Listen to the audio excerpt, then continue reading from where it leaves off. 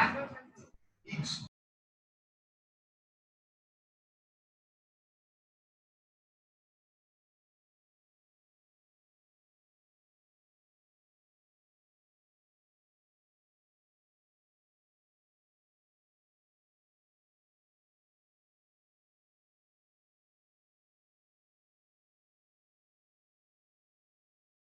evening, everybody. I guess all of you can hear me.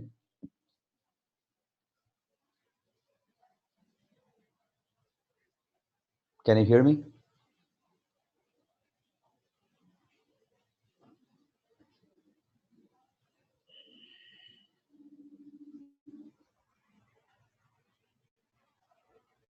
I can hear you. Thank you, Gant.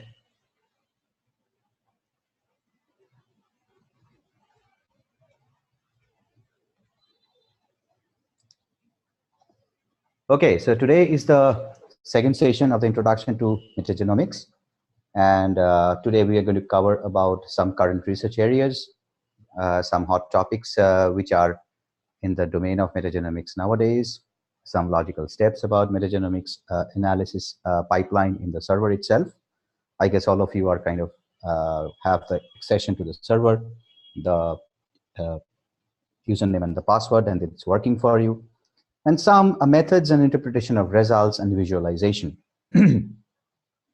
So there's a course available in our educational platform, https://edu.t-bio.info. And I guess all of you have gone through that, and you know, the way you liked it or you didn't like it, you would like to, we would expect that you put down your review in the review tab of the course itself. I will show you how to put it as we go on. And going forward, the progress till date about the program which we are having. I'm sorry, I have not. Yeah, can you all see my screen now? I guess so. I kind of paused it. I'm so sorry about that. Okay, so this is the course page. You can see on the bottom. Now, here you'll be able to find all those details about the progress of the course and the curriculum which we are going to cover in the next few days, the upcoming bioinformatics project, and what all we have covered, and all the previous lectures that are there. They are in the form of YouTube videos. You can always go back to those videos and figure out if you have missed your class. Many of you probably have missed your class because, you know, of your personal work, your office, or any other activities that you have. And you can find it out. Now let us go to the page and really figure out what are all happening out there. So https://edu.t-bio.info. That's the page of the educational platform.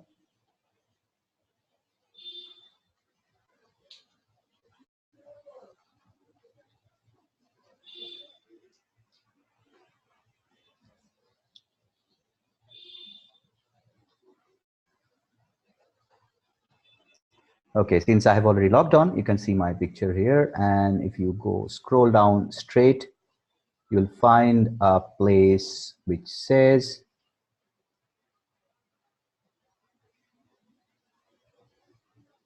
organizations. Excuse me.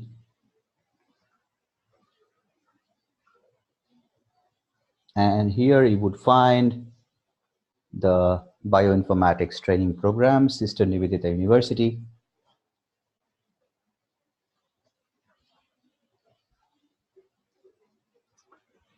And here you are. So the upcoming lecture is machine learning, which is going to take place on 17th of October. So in the meantime, you can ask me, you know, any of the participants who are not from India or maybe outside West Bengal, in Calcutta, there's a big festival coming up with us, which we call it Durga Puja. And this is kind of equivalent to the, you know, the carnival that we have in Brazil, in Rio de Janeiro. It's kind of something like that. It's a festival which goes on for 4 days, and where we pray and kind of usher the goddess Durga, and it's a big event. I mean, sometimes you would like to visit Calcutta to take part in that event. Might be coming back to the point. This is a homepage. This is all what you have been doing. Swati has been started the quiz. I can see. Yes, pass the course. Good work, Swati. And Devanita, we still don't have any picture of yours. So it would be very nice that if you can finish your profile and in the educational platform, so that we know you by the face. And Om Prakash finished the pipeline, finished the pipeline. Okay. And we have Devanita has been doing pretty well, Devanita Haldar, and so long and so forth. So Metagenomics quiz 2 she has completed, but and Ilya has been doing a lot. Arvind, I know that you were there in this lecture, so I would also ask you to go back to your educational profile page and complete the educational platform to provide there the essential links of your social media platforms like Facebook or LinkedIn or whatsoever. And so ideal profile would kind of look like this. Let me show you my profile. You would see it there. I'll tell you why this is important as we go on towards the end of this lecture. So see, this is my profile, and if you look at it,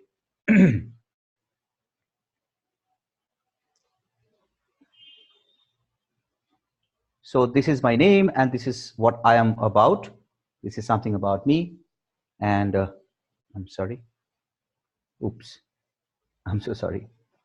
Uh,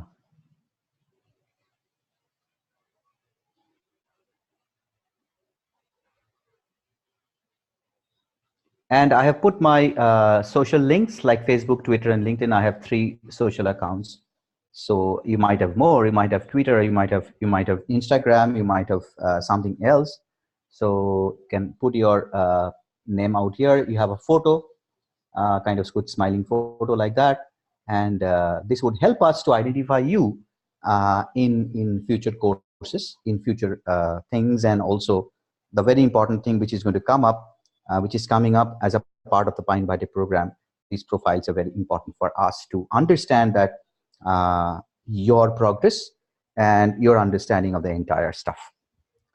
Okay, now let us go to the organization page again and see the progress of each of you. How much have you been using the platform? How much have you been using the educational platform, doing the courses, etc.? Beg your pardon.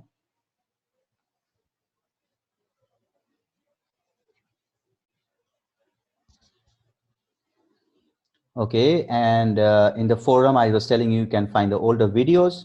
The progress is here.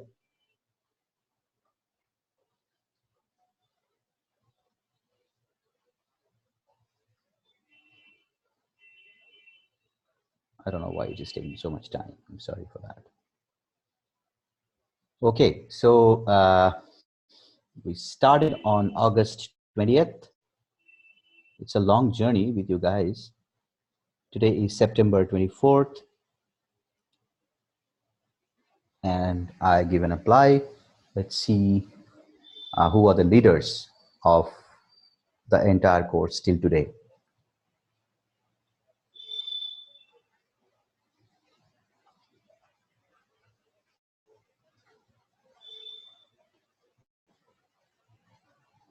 Okay, I can see significant crest and trough out here. So Devalina Hallar is doing pretty well. She's doing a lot of course out there. Ruchika, good work. Arpita, good that you are doing the education, but it's also important to do the server because it will be very important when it comes to the project. So out there, you will be it will be important for you to do the projects. Sunita have been doing a lot of education. She's also part of another program out there. Shomadeep, I don't know why you're not using the server, Abhishek. So again, same thing. I don't really understand that Abhishek doing a lot of server, but where are you getting the data from? Are you doing the courses? Velu also the same thing. Shomalo, Mobeen, Kulbhushan, and all these people. And we have Jyoti, Jeffrey. If you're there, please, it would request you to do the education on the server at the same time. So it's important. Arvind, Swaranjit. So there are many people, as you can see. Christian, Swati, Ajay. Uh, so please go, to the educational. So it's there for you to play around. So please go there and find it out what all are there. Okay, so and obviously the curriculum. I think you are kind of well aware of what curriculum is all about. But again, I'm going to quickly show you that what all are going to cover. Uh, uh, so this is it. Introduction to genomics. We have done next sequencing transcriptomics too. And we have done an interesting workshop. I guess all of you have enjoyed sharing your screen. We'll be doing more of the screen sharing workshops very soon.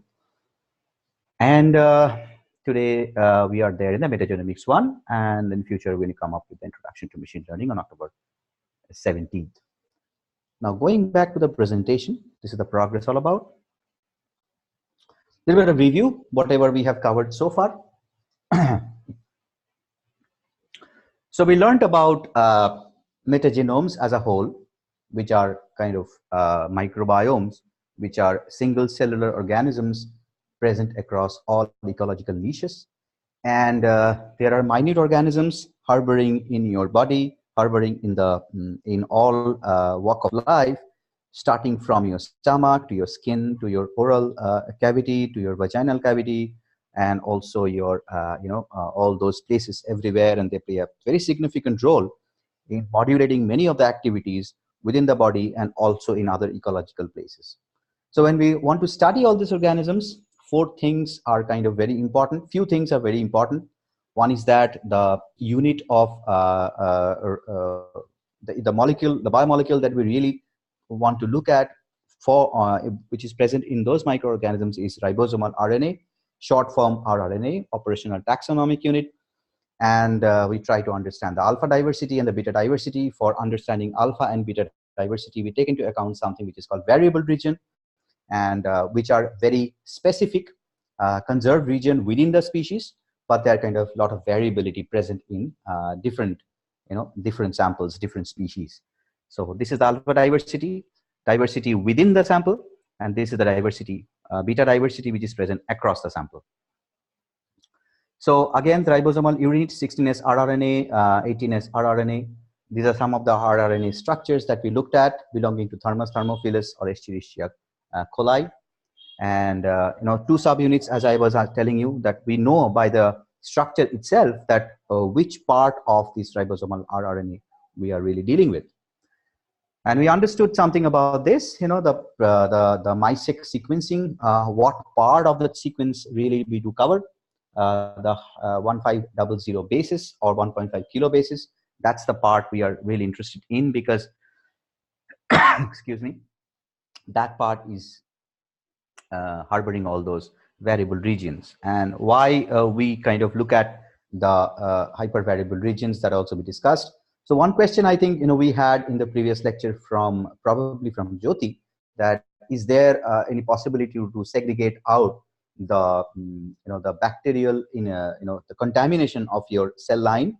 The region that you can use is V4, the variable region 4, which is the most important, typically in many of the researches. I was going through many research papers, and it was telling me that the most important variable region that is used in these cases is the variable region 4.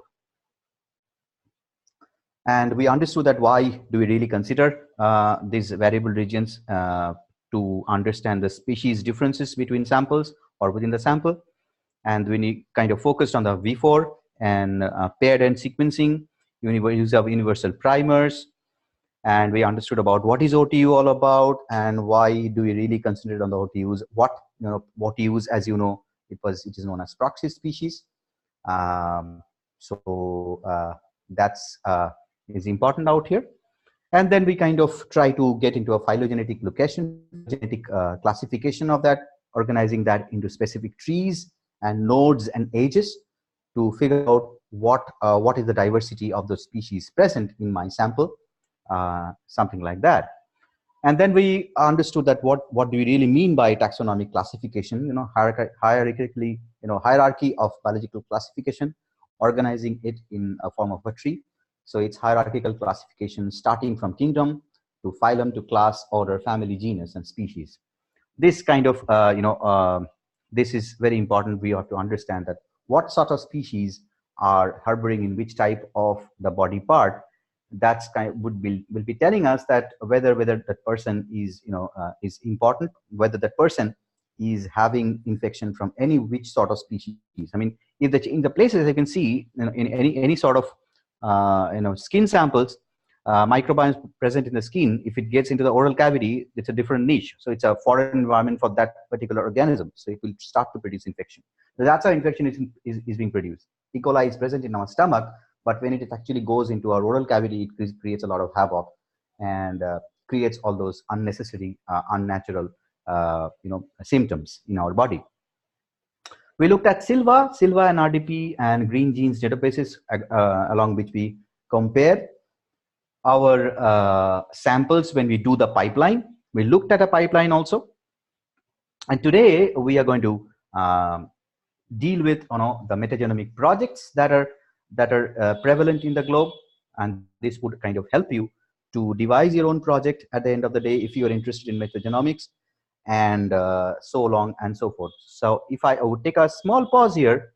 Okay, there's so many questions I can see. Okay.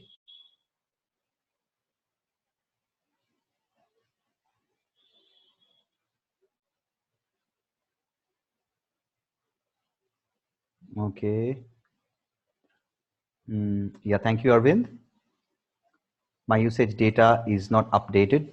Even I have reported the matter in this last class. Yes, we are trying to do it, Arvind. So what's happening, there's some error in our part, I guess. So we are trying to solve it out with some given sample. So Prakash, I would really like to know what sample do you really use? So the demo pipeline is obviously automated. So that's okay. And how to run with your own data? Yes, you can run your own data when you do the educational courses. If you go to Metagenomics 1, which I would request you to go to after this lecture, you can find the data set out there itself.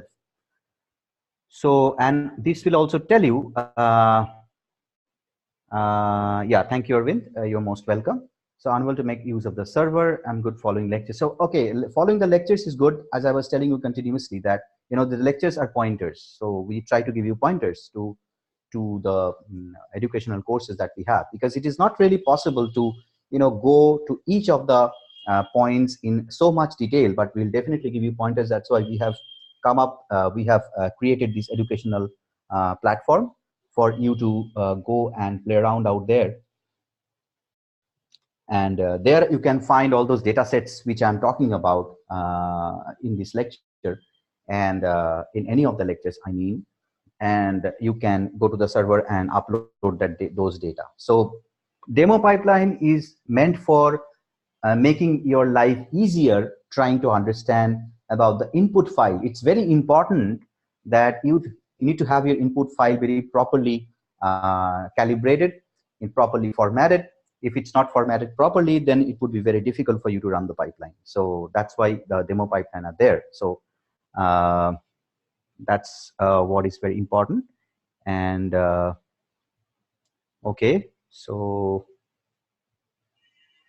if you have any questions, you can stop me right here. Before going further, I would take it. If you don't have it, I would move on.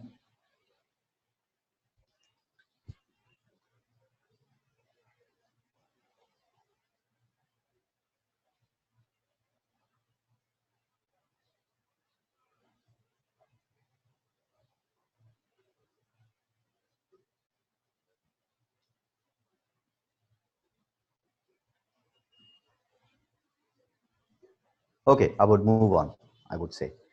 So, uh, the usual metagenomic pipeline, which we have seen in the server, it maps to the database, maps to the 16S RNA. There are several sections to it. I think I showed it to you, 16S, all virus bacteria.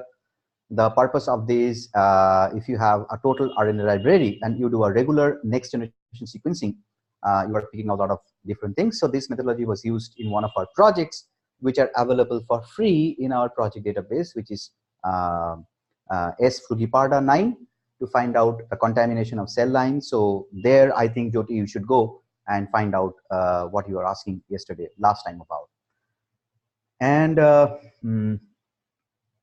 now, now, if I go on, at the Edu platform, you can find a educational data set of American gut microbiome, which people in American gut in America, they differ by their diets, by different diets and from different ethnic backgrounds and different age groups. And you would notice that some of that separation in the project. But the project, in that project, you don't have much control. That's why, American Gut Project is all about the question that the American Gut Project was asking, that could we characterize humans by their microbiomes, or these are kind of GWAS, or genome-wide association studies, and the genome that we use. We out there are bacteria, and we are trying to kind of decipher the relationship with the phenotype, for example, geolocation and age, and so on and so forth. So this is the American Gut Project all about. It collects fecal, oral, and skin and other body side samples from different thousands of participants, and trying to understand that how the bacteria differs in the American population, which is kind of differentiated by coming from different ethnic backgrounds, and also differentiated by the diet. So here we are trying to kind of identify the normal variation, and how this variation is associated with major traits, and major traits that we can find. Now, what are these traits? Now, as you age, what happens to the microbiome? So you are born with a set of microbiome, and as you grow older, your microbiome changes as you go on.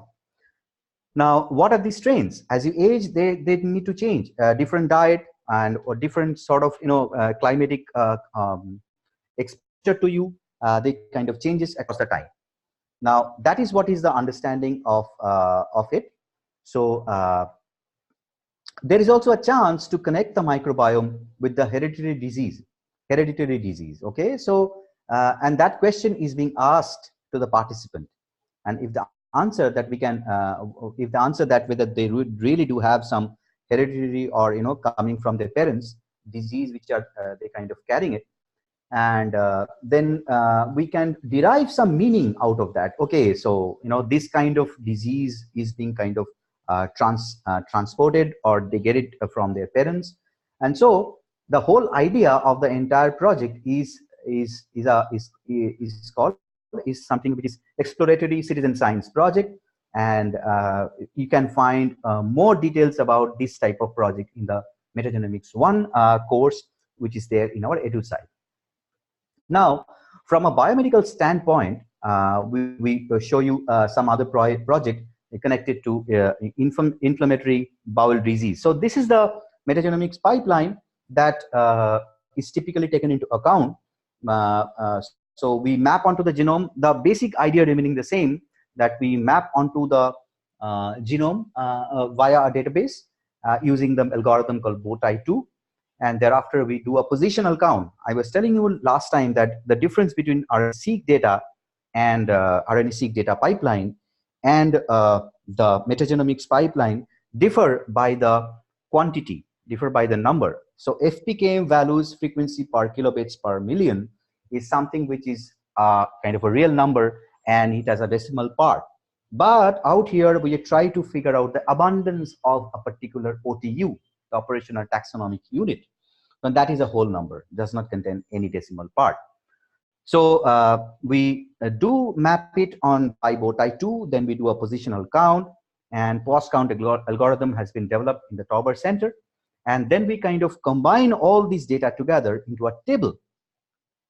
And so this is the demo pipeline that we have in our server to do all these data processing. Okay.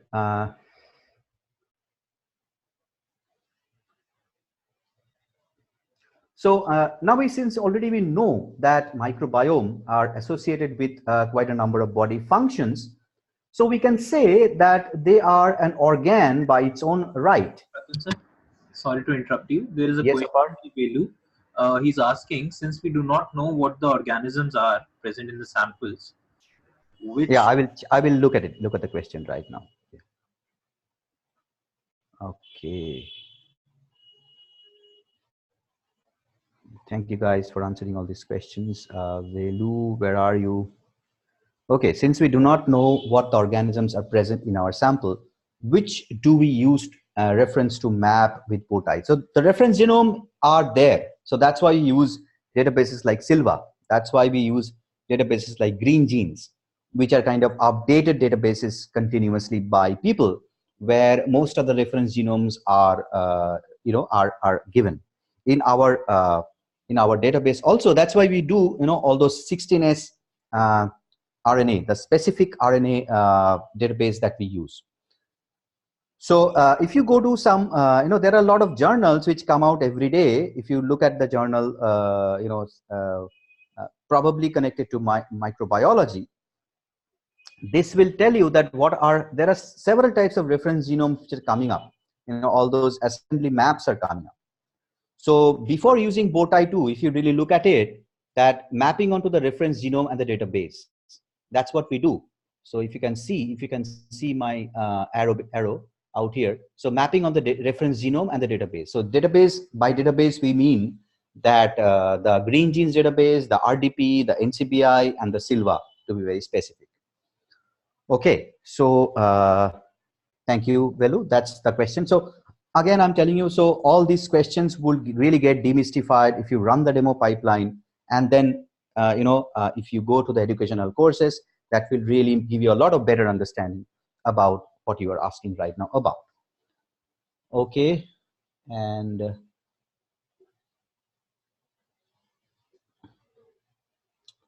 yes.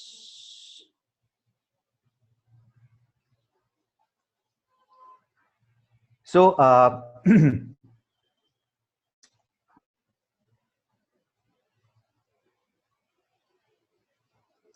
so this is all about it. And the output that is being produced by this pipeline is the table after annotation. Now, details of the species identified in your sample. So this is what I think, Velu, you're talking about when we compare this data set, when we compare the results, when we compare our samples against the databases, you'll be able to find those exact species or those exact, uh, hierarchical classification or taxonomic classifications you are trying to look at. Okay, and one more thing I would like to tell you here, that upon successful invasion of some external pathogen, the epithelial cells of the gut is encroached. So that's how that infection, how this infection takes place by external organisms. Now this is also a normal mechanism. They typically, so by which communication occurs in the host system, and thereby signals are sent to the central nervous system to elicit different type of responses, immunological responses. Now nerve signals generated from the gut reaches our brain to give us that, similarly, the way nerve signals are kind of generated in the gut reaches our brain to give us that feeling of hunger and thirst. So the American Gut Project uh, is centered around the concept where we are trying to study the changing population of the gut microbiota under obese condition, and we are able to modulate the neuro cognitive behavior of the disease model used here. And in the next project that we're going to discuss, we are really trying to look at that into a much deeper way. So this is the taxonomic classification which comes out of this file, Metagenomics 1 text table annotation. So as you can see that from left to right, this is the kingdom Proteobacteria, beta Proteobacteria, Barcol Derillus, and then it's very difficult to pronounce, Comemo nadisi. And then, if you go from left to right, this is something which you looked at, which you really would like to find about the specific sample of it. So this is how, if you don't know the bacteria that is present in your sample, this is how the algorithm is going to give you, comparing your sample against the database. So this is the taxonomic classification I'm talking about. Okay. And the thing that you can use for deriving your taxonomy, this is also one of the databases which you can use.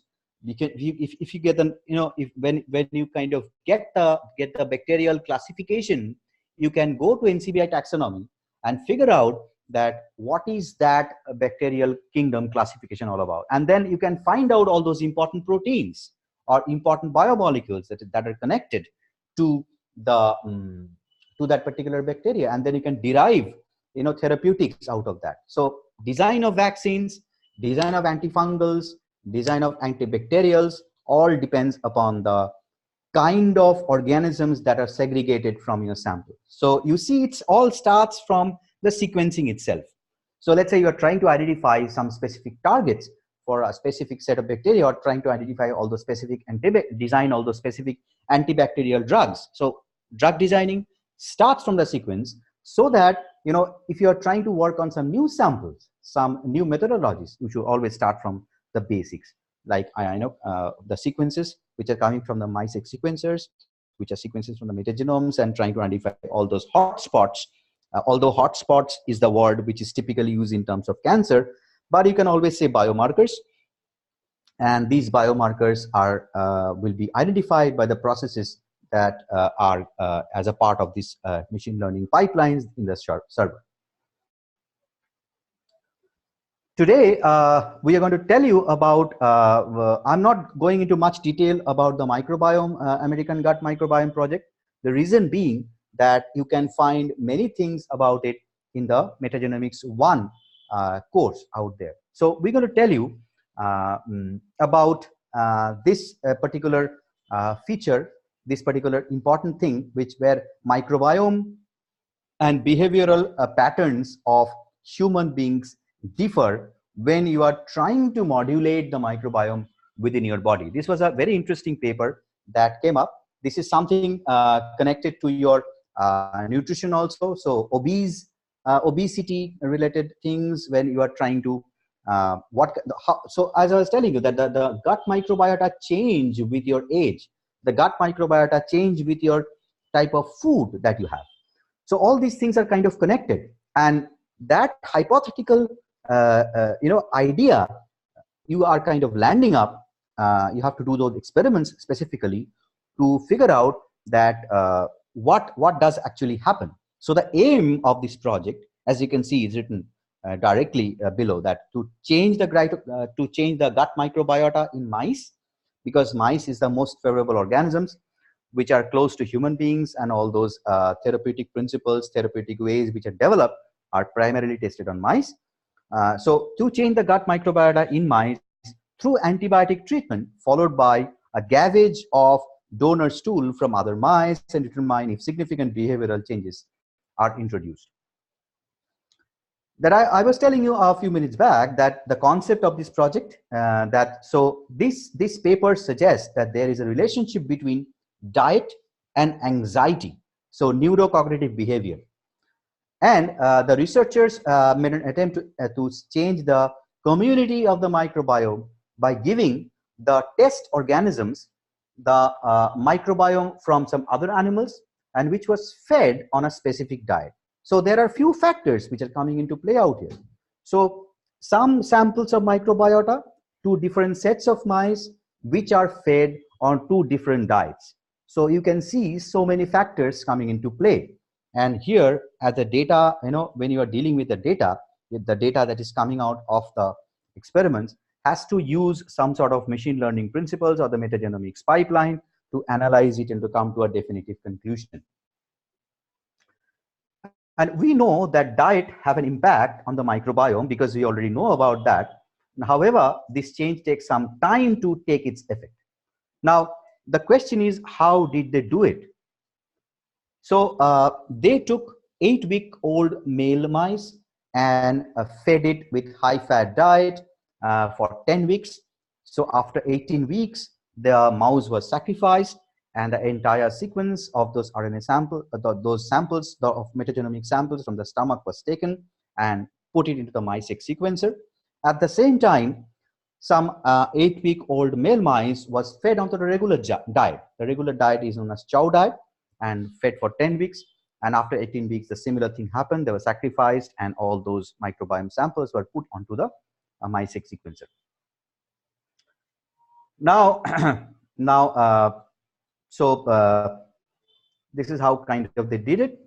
And now that we have the microbiome with us, now how do they test? By studying the, so the samples, so all these things, how do they test the change in the mice behavior? By studying the maze behavior of mice, which is a very common biological test, which connects the genotype with the phenotype, and this has scores of anxiety with chow diet versus the high-fat diet. So as the behavioral change occurs, the microbiome also seems to change. So that's the idea of what we are talking about. So they actually put it into test, into the experimental setup, and they tested it out. Now, another test out here is marble bearing test, which is being done. Now let us go forward. So see, this is the first level where the diet, the mice which are fed on high fat diet and a regular diet are being tested. Then I was telling you about the antibiotic, the bacterial load. So again, this behavioral testing, as you can see out here, 14 days behavioral testing is connected to the maze behavior and as well as the marble bearing behavior. So marble bearing behavior is that test which records the number of marbles buried by the mice placed in a novel environment. So mice has been a very important factor, very important model, which has been used in any of the psychiatric research and also trying to understand the effects of antibiotic on as a gut microbiota as well. Now, these are standard tests for anxiety and depression. Okay, the scores of this test, this is the marble behavior I'm talking about. The phenotypic data was collected using behavioral anxiety tests such as maze behavior and marble bearing.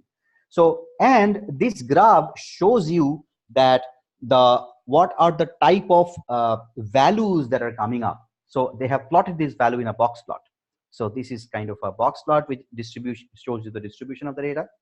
The scores of this test is plotted in a box and a whisker plot.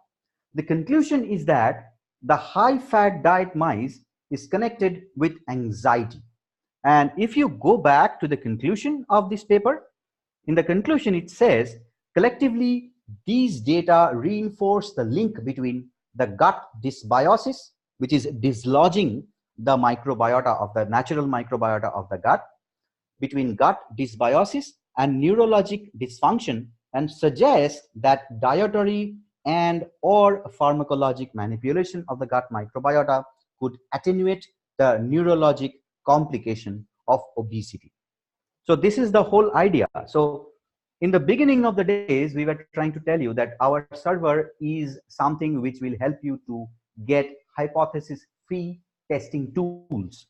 So if these tests which are coming out of this we do the analysis by the 16S amplicon data, where the data pipeline is being used, and you can read more about that in the paper which is associated with this thing. Okay, now let's talk about the analysis of the data that we have so far collected.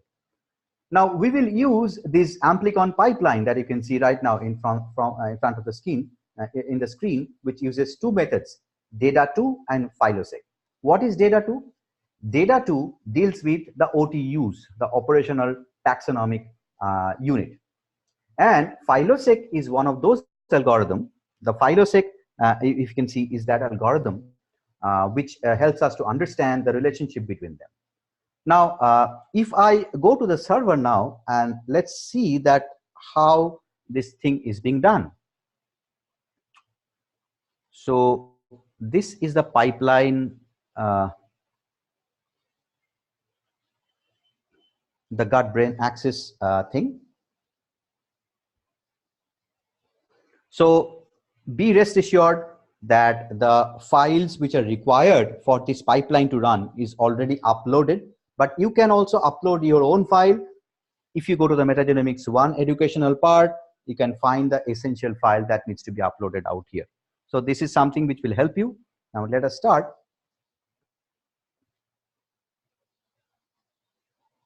So these are the sets of files which are uploaded. The important file out here is the link.svl. What does it contain? Let's see.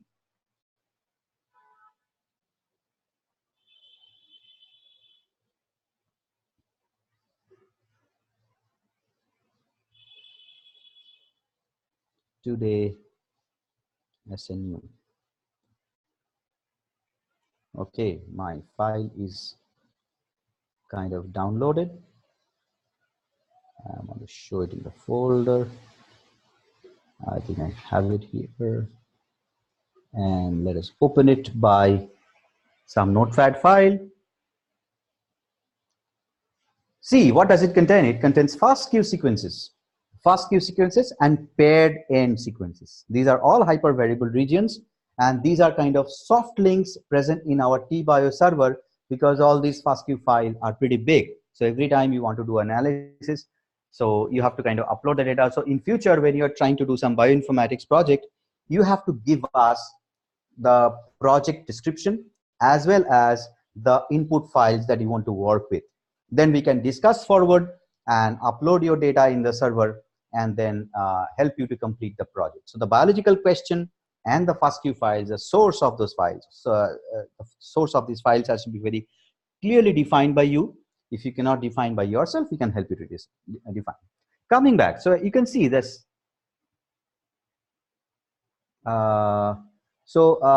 This is what is all about. As you can see, these are all paired sequences. So how many samples does it have?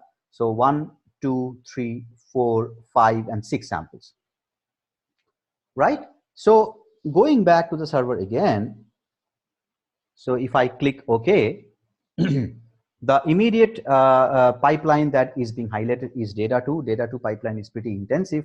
That is being developed at is an open source algorithm also.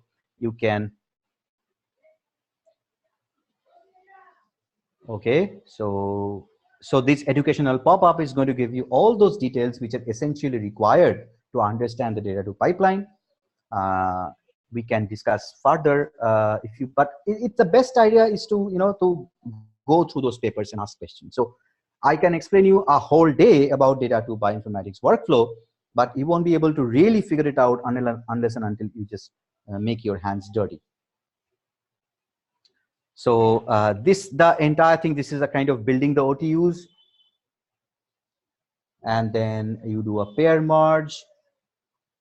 Each of these algorithms, why it is important and what does it exactly do. These are all very clearly given out here. Assign taxon, and then we do a phylogenetic tree and do a phylosec, and we go to the end, right? And we get an abundance table.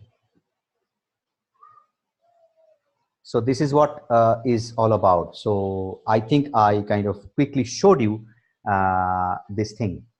And so data 2 are, you know, are going to organize the reads for your samples as good reads or bad reads, since you don't have to use none of the bad reads. So this is also called QC filtering. And we have also assigned the taxon, and by using the database. The data 2 pipeline actually builds the alpha diversity, and we go to phylosec which builds the beta diversity as well. Okay, so let's go back to the presentation itself. And this is how the data to pipeline looks like.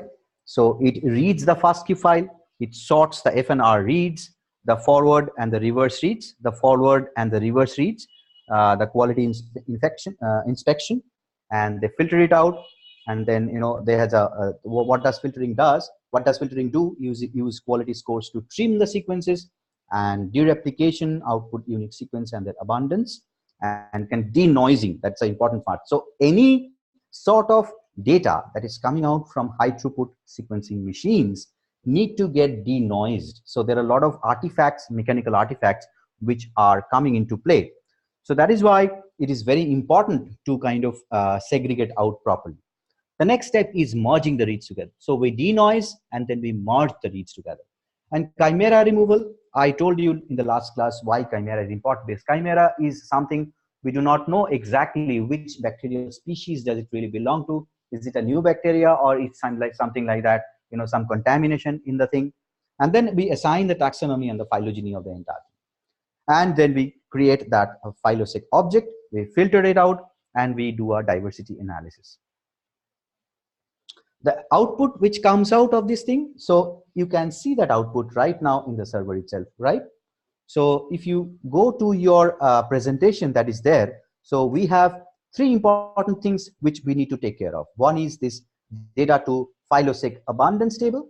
One is data to phyloseq the plots, where you can find the alpha and the beta diversity, and also the phyloseq taxonomy table. Rest of the files are important, but again, these are the things which are already produced by the pipeline as an additional input, but you would be interested to really look at this particular thing out there. So this is how the file should look like. Okay, the organized into OTUs and also the abundance table, where the number of these, how many OTUs are really present out there in your sample. And this is how, you know, the phylum, the classification of bacteria would look like at the end of this pipeline. So answering your question, Velu, this is also something which kind of, you know, identify that unknown sample in your, that unknown bacteria in your sample, classified into phylum, class, order, family, and genus and species.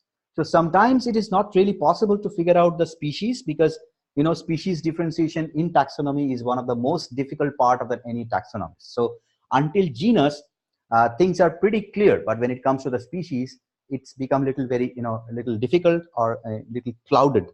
So that is why most of the time the species classification is not very clear in this type of analysis. So this is how the plots will be generated.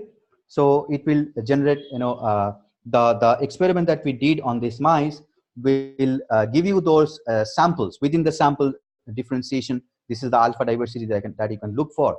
So what do we really look at? What do we really find in these graph? We look at, so the height of the samples. For example, what are the phylums that are present out here? The phylums that are present out here are actinobacteria, as you can see, the Bacteroidelis, Firmicutes, Proteobacteria, Saccharibacteria, Tenericutes, Verrucomicrobia, etc. Right? So they are differentiated by the colors. As you can see, in this particular high-fat diet sample, there is no actinobacteria present, but there is an abundance of Bacteroidelis, and there is an abundance of Firmicutes as well. And there are few samples of Saccharibacteria out here, as you can see out here. And most of the, the phylum, there are many things which are also unidentified out here, which are designated by the black. But if you go to the alpha diversity of the chow-fed regular diet, you can see there's a prevalence, a lot of these, this Bacteroidelis, right? And also a lot of Firmicutes. So, the thing changes. So the thing really kind of go through a different type of, so the bacterial population have really changed in these two samples, which are fed on a regular diet and also high fat diet. Okay, and as you can see, in both cases, there is no, you cannot find none, Verrucomicrobia species or genus, a phylum cannot be found at all. And the unidentified part is also missing in the chow regular diet. So this is the primary understanding that we can get out here from this alpha diversity. And if you look at the regular diet sample once again, you would see that since this is kind of the map on the right is going to show you that what would be the kind of exact thing that you would find in a human sample corresponding to the mice sample, to a human organism. When organism is human, when the organism is a mice, it would be kind of little different. I mean, close, definitely, that's why mice has been used as a model. So here also you can compare using the, the basis of where humans are also the type of bacteria that are present in the humans. And if you look at the beta diversity also, you can see the abundance table. This is also the abundance table that is being generated by this data2 pipeline. So in the high fat diet, so there's a prevalence of Bacteroidetes and Firmicutes, which we figured out from the alpha diversity. And also in the chow fed regular diet, there is abundance of Bacteroidetes, but it is complete absence. And the abundance is higher. You can see the abundance of Bacteroidetes is higher than the Firmicutes in HFD. But the abundance of Bacteroidetes is higher in the chow fed regular diet.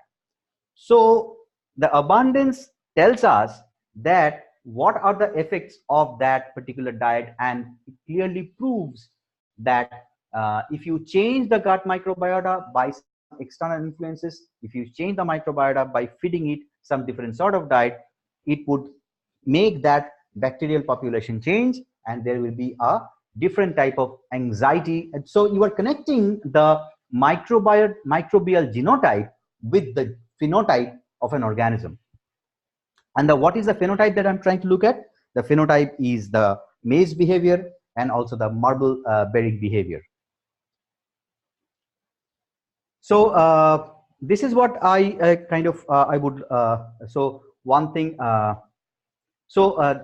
there is a different, and there are some different things which also has to taken into consideration, which is that the beta diversity that you can see out here. So different ways of understanding beta diversity is there, and they are a part of the diversity index. Now these beta diversity are basically quantitative measure of how many different types or species are there in the data set of the community, and explains the phylogenetic relationship among the individuals. So what we really mean by phylogenetic relationship, we mean the richness, the abundance of this thing, the richness and the divergence and the evenness of the data. So from this particular result, you can see there is a difference of the bacterial population as a result of different type of diet which is being fed onto the mice. The scale that is being used out here is called Chow-1 scale and the Shannon scale. So Chow-1 scale, and instead of the any other scale, the type of scale that are being used for microbial or metagenomic data analysis is Chow-1 and Shannon.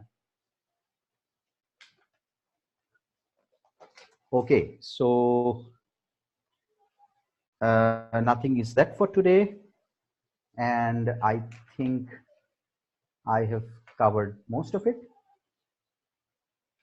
And if you have any questions, you can unmute yourself and ask me, or you can write the question in the chat, or if you have already written, I would kind of look at it.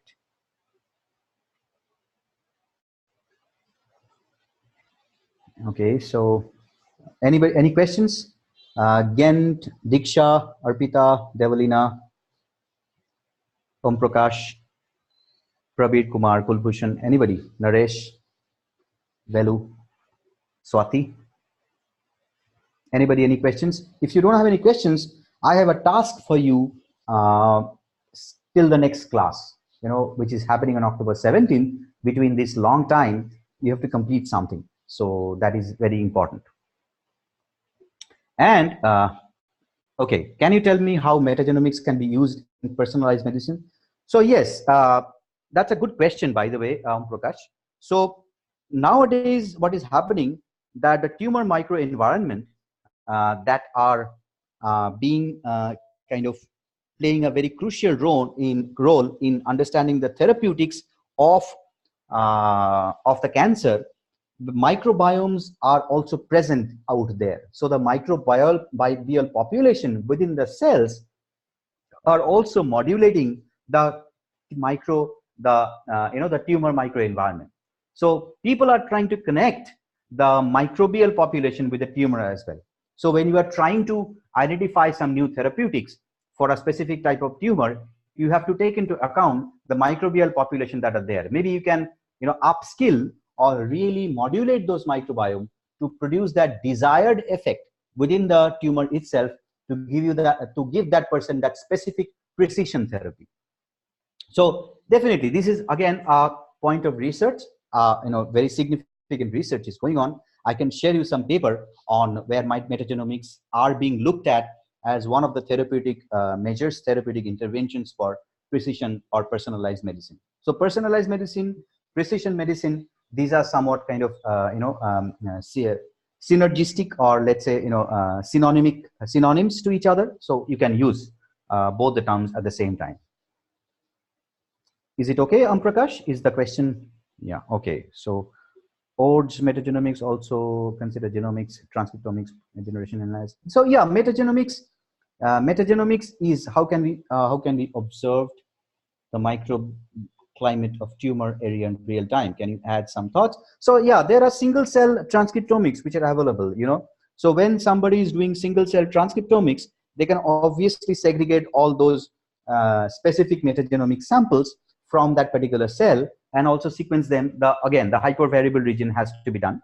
That has to be very specific. So instead of looking at the entire RNA population, it would be very wise to look at the specific set of microbiome, and which are kind of differentiated by the variable regions only. Okay, so Sunita have a question. Sunita Odes. Okay, does metagenomics also consider genomics, transcriptomics, proteomics, data generation? Yes, of course, because we are dealing with the RNA-seq. So all those knowledges of the genomics. So for metagenomes, it's not only about the metagenomes itself.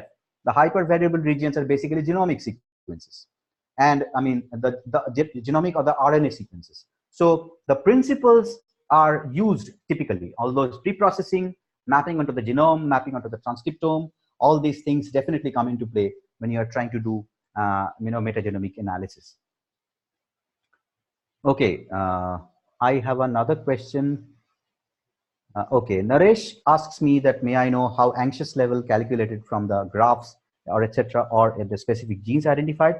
No, not really. What happened is that it was a very global study where it kind of looked at the abundance of those microbiota within the sample itself. So our rat is being fed some specific sort of diet out here, and they try to look at the phenotypic behavior of it. The phenotypic behavior is something which is explainable or quantifiable. So that behavior is connected to the number of to the abundance of the microbiota that is present within the samples itself. So how do we calculate the abundance? We calculate the abundance by the presence or of the OTUs, the operational taxonomic unit, the proxy species. That's what we are trying to get. So anxious level is something, anxious level is, so we connect the anxious level with the number of OTUs or the number of abundance of those OTUs in the sample itself. So that's how you try to connect. So there are not specific genes so connected to this particular study. This is mostly connected to the metagenome samples rather than the species level identification. So we are not going into the genetic level of those metagenomes to identify which genes are kind of super expressed or overexpressed or underexpressed. We are trying to look at specifically on the number of OTUs, the abundance. So we are trying to connect the entire microbiome population of present within an organism to the phenotype of that organism under certain conditions. The condition out here is high fat diet or CHOW regular diet. Is that okay, Naresh? Yeah, sure. That would be really nice. It's the best idea. Whatever we are kind of covering in this paper, in this lecture, the reference papers that we always give it to you. It would be really nice to go out there and figure it out. Yeah, we will share some paper in the WhatsApp group, or best way to, we will share the paper in the forum so that all of you can access it in the same place. So WhatsApp is specifically for kind of relating to you. I kind of post some interesting news which I come across in different places. I think most of them are being, I get a lot of enlightenment from Prashant Surabajala. Prashant is my friend. So Prashant is, many of you are kind of here to, you are a part of this BioClues group. So you can also have it. Yeah. Yeah. Okay. So how do you like it, Om Prakash, the MBL webinar? It was good, right? Yeah, good. Thank you very much. So if you don't have any more questions, I would quickly transfer the stage to, so the next day is October 17th, 2019, which is the machine learning thing. And before that, I would really like to say that in the meantime, it is essential that you complete the transcriptomics 1 and 2, and also metagenomics, introduction to metagenomics and metagenomics 1. And of course, you can go to other courses as well. But before we embark upon the machine learning, it is very important that you understand all those basics about it. And there is one free project available in our server. If I go to the educational platform, I can quickly show you. So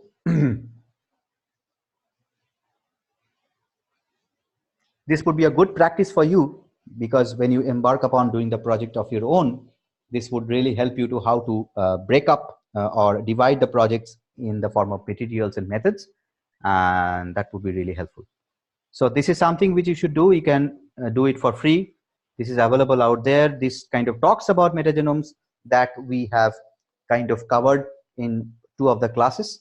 And although this is somewhat connected to viral sequences, but this will also give you the idea about metagenomics, etc. This is one task you should be completing by the end of today, by the end of the next, before the beginning of the next lecture. And this is one program we have started recently. I think Om Prakash, you were inquiring about it to Elia. I think we had a talk. So 16th September, we have started a course, 3-month online project intensive course on biomedical data simplified, and it will run for next 3 months. And we have we are in the 3rd session of today of this course. We had this lecture yesterday in the evening from 8 p.m. to 9 p.m. and we're going to have one more lecture tomorrow. So if anybody wants to join, you can register. You can get in touch with us via email, via WhatsApp, via social platforms, or phone calls whatsoever. And so anybody who is joining this course right now, since you are a part of this program already, SNU program, you will get a 50% discount. So if that's kind of lucrative to you, you can definitely go for it and do it. And I will meet this around. You can tell them about the Precision FDA program that we are about to launch. Yeah, Pratim, sure. Yeah, hello everyone. Thank you, Pratim, for this wonderful lecture on metagenomics, advanced metagenomics, perhaps. Yeah, so there are a couple of announcements. So one of the announcement was that we will have a substantial amount of gap for after this class for the next one. So you guys have to do some assignments to in that period. One of which we have discussed is the project. Another aspect that I would like to talk about today is an opportunity for everyone, and especially for those who are research enthusiasts amongst us. So the opportunity comes in the name of Precision FDA. So we at Pine are collaborating with George Washington University, and they have a program with Precision FDA. So we are also participating in a program called Precision FDA. So what is Precision FDA first? I'll give you a small overview right now, but we're going to have a webinar on this. So where we will explain the exact thing. So Precision FDA is a challenge. So how does it work? So what it actually means is that let me give you an explanation, like why this is important and why what they are actually doing. So as we all know that we can, gain tremendous insights from the genomics data and multiomics data, right? And which is helpful in precision medicine. But uh, but the process is like we are getting hundreds of millions of reads, right? That comes from gene sequencer, and that small amount of data, when they are sequenced and then they are matched, builds a genome. So it's a process. It's a computationally expensive process. Many different algorithms are working at the same time, and how this is affecting and transforming science is very critical. So it plays a lot of role in as many omics, like you guys have been learning so far. So there are so many different platforms and so many different scripts and tools to analyze genomic data, right? Omics data. So there is a great need to standardize the way in which these steps are communicated. So I'm talking about reproducibility in research. So all these methods, all these tools, all these pipelines that we are using should have a standard, like you have ISO certification for many things, different sort of certifications. So there is a certification which has recently started in computational data analysis, and especially in omics data analysis, that is called biocompute object. Biocompute object is the certification that can all these companies like Seven Bridges, like us, Pine Biotech, and all the other organizations that provide the services can go through. So the purpose is to standardize the output of the algorithm. So now I'll come back to how you can participate and what does it mean. So what we are looking for from you is a proposal. So how it works is that we send the proposal like a challenge to the FDA, and they evaluate the challenge, and then they get back to us, and someone, maybe if it is a good challenge, then someone gets the first prize, and there is other associated things with that, which we will discuss in the webinar. Another aspect is that many people who have before this, there was another challenge which in which they have participated. So the findings have been are getting published in Nature Medicine. So that's again a big advantage of doing this. The problem is that you need to have a research problem, and you need to have an associated pipeline. So you should know that this research problem, maybe you're looking at differential expression of some sort of genes, and it should make sense in some biological understanding. So you might already have a project. So what you need to do is frame that project, and then think about the pipeline that you will use, and then maybe we can talk about a little bit about the output. But initially it's about making the proposal ready for something like that, so that we will go through the details of how to do it, and like all those things we'll walk you through that webinar. So I'll really appreciate if you guys can join that webinar, and we'll talk more about it and discuss. So that's one small announcement that I wanted to make, and we'll give you more information in the coming days. Thank you. Yeah, thank you, Mohit. That's so particularly for Arvind or Sunita and Naresh, Om Prakash, Swati, Velu, whoever is there in this lecture today, and maybe some of you are working on some company, or maybe you're as a researcher, and then it is a very good opportunity for you to really get a response to your idea from the FDA itself, and you can modulate, work on that, and devise that into a research project properly, and you can get published. So it will really give you that opportunity to go forward in your research career, in your academic career, as well as in your industrial career. So this will be a great opportunity for you. So Pine Biotech is collaborating with George Washington University, and we are going to soon organize a webinar where all those points touched by Mohit, that how to raise the proposal and what exact pipelines, how to use that pipeline, how to use the pipeline that are there in our server, and any sort of other tools you want to use for any sort of downstream analysis, that can also be discussed. We will guide you through the entire process. But first and the foremost thing which should come from you is a research problem. What do you really like to look at? You want to look at a differential gene expression, or you want to look at some metagenomes, or you want to look at some genomic pipelines or the genomic data from some species of organisms, or maybe something else. I do not know. I mean, that's completely depends upon you.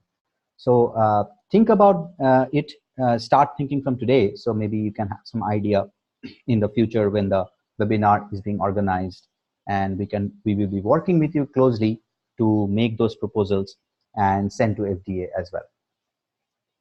So thank you for attending today's lecture, and please to remind you all that all those educational courses that are there in the educational platform, please complete them and fill up the feedback forms properly.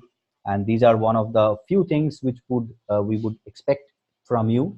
We are trying to give our best efforts to bring a good amount of information and quality teaching or quality materials to you. And now it's your part to really complete it. Thank you very much. So see you on October 17th.